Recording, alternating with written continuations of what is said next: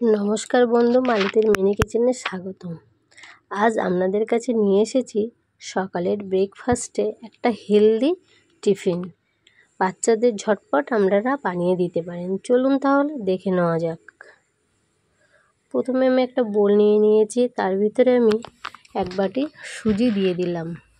সুজির ভিতরে এবার দিয়ে দিলাম 2 চামচ মতো টক দই, পরিমাণ 100 গ্রামের একটু বেশি হবে। এবার দিয়ে দিলাম 1 চিমটে মতো জিরে। এর উপরে দিয়ে দেব সামান্য পরিমাণে লবণ। এবার দেব 1 চামচ মরিচের গুঁড়ো। এটা দিলে কিন্তু খুব সুন্দর টেস্ট হয়। দিয়ে দেব সামান্য পরিমাণে বেকিং সোডা। দিয়ে পরিমাণ মতন জল দিয়ে এটাকে ভালো করে একটা ব্যাটার তৈরি করে নিতে হবে।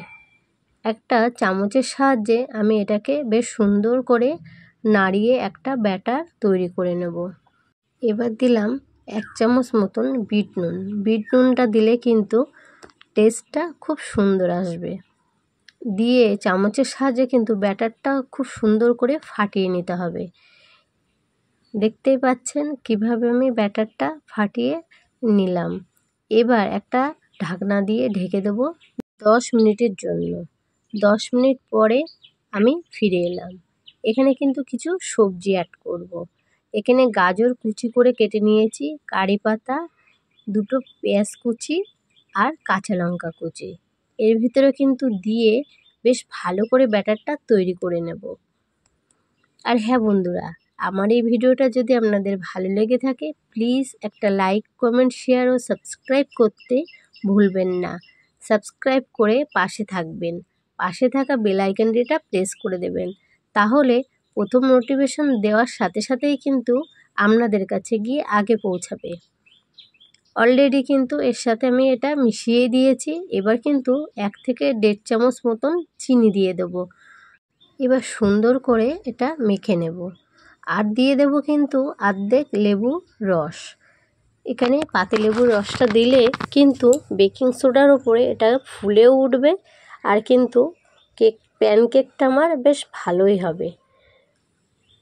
একটা আমি ননস্টিকারের কড়াই নিয়ে নিয়েছি। এখানে আমি ছোট্ট ছোট্ট করে চামচের সাহায্যে এখানে তুলে দেব।